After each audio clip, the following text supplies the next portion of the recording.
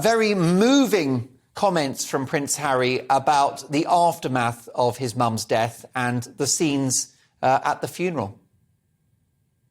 Oh, first of all, Mark, I would just like to tell you Happy New Year, and I missed you like the deserts miss the rain. Second of all, I would just say, absolutely, that's heartbreaking to hear, but I don't think in my years of studying the death of Diana, I've never heard anything about anyone telling Harry and William that they could not mourn, that they weren't allowed to cry, or that they weren't allowed to respond to their mother's death in any single way that they wanted to. I mean, perhaps they felt like they couldn't because the people around them weren't reacting in that way, but they were never instructed to behave a certain way. They were never instructed not to cry or to not be upset over their mother. And those smiling faces you're seeing, those are sweet little boys that it seems like are just trying to be courteous in a very uncomfortable situation. Is history being rewritten once again? I mean, I think so. It looks like the ultimate goal is to make the royal family these villainous characters, because Harry feels like they've done the same to him and Meghan, which he stated in this series of interviews. We hear him say they keep making us the villains. So perhaps Harry is just trying to shift direction of that role. But I never have I read that they were told that they had to behave a certain way after the death of their mother. You've been studying Diana's legacy since you were a little girl. You have a globally renowned website dedicated to royal stories and the memory of Diana. It's called todiefordaily.com. Would you say that Harry's being dishonest in this clip? You know, I think that Harry's believing what he's saying. I truly do. I think he believes what he says. But Mark, it feels like Harry is trying to continue with this blueprint that he thinks, or playbook that he thinks his mother left, the Martin Bashir interview, the Andrew Morton book. It does feel like he just is continuing these steps or recreating some of these moments. But you and I both know that at the time of Diana's death, she was not a popular figure. People were critical of her for chasing after Dodi. They wanted her to be home at Kensington Palace waiting to see her boys after holiday. They were cruel about her towards the end of her life because they were angry that she was, pursuing her own things.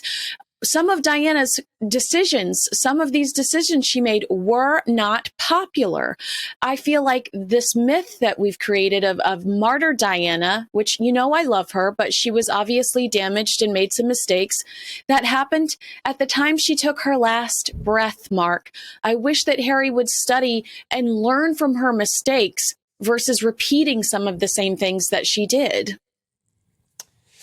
Indeed. So everyone thought and felt like they knew our mum, and the two closest people to her, the two most loved people by her, were unable to show any emotion in that moment.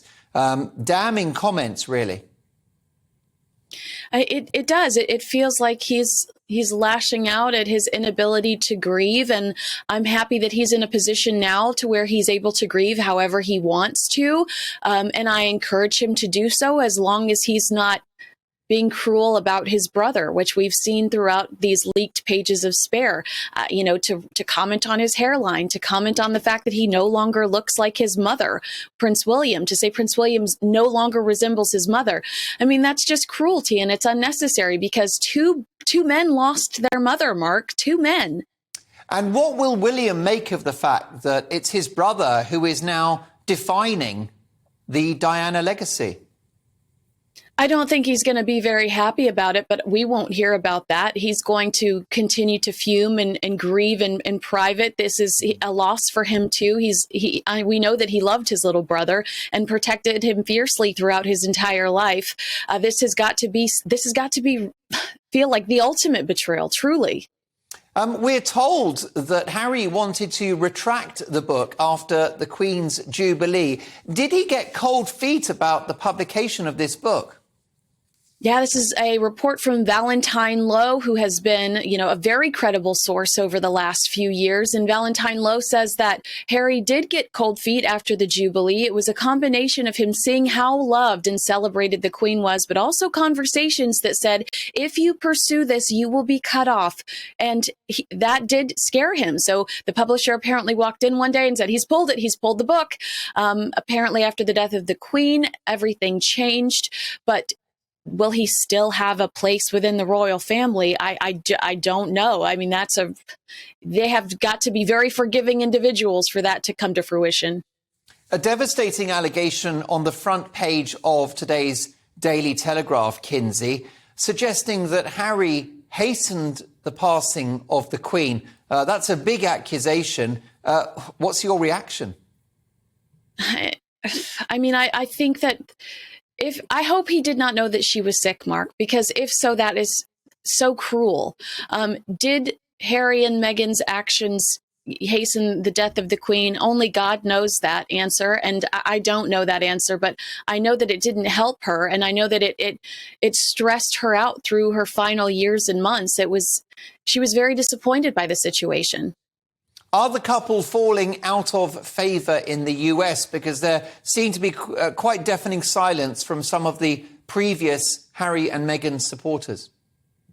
It's not just that, Mark. I know you're going to know some of these names. Jimmy Kimmel. Yeah. Jimmy Kimmel has been poking fun at Harry every single night. This guy, Harry's releasing all of these pieces of gossip, and he's become a punchline, a skit between the two princes, where two fake princes, like, doves cry princes, going at each other in a kitchen. They just did a mock voiceover of Harry talking about that frostbite incident. So he's become a punchline here in the States. A lot of people that have defended him in the past, like Don Lemon from CNN, is being critical of him recently. I do think that the public support is waning here in the States. Harry is now the lemon. You will be glued to this documentary. You'll be watching it live. I will, so that I can talk to you about it later. I don't know if it's necessarily something that I'm going to enjoy. No, I've got no doubt you won't. But Kinsey, we can't wait to hear your top analysis.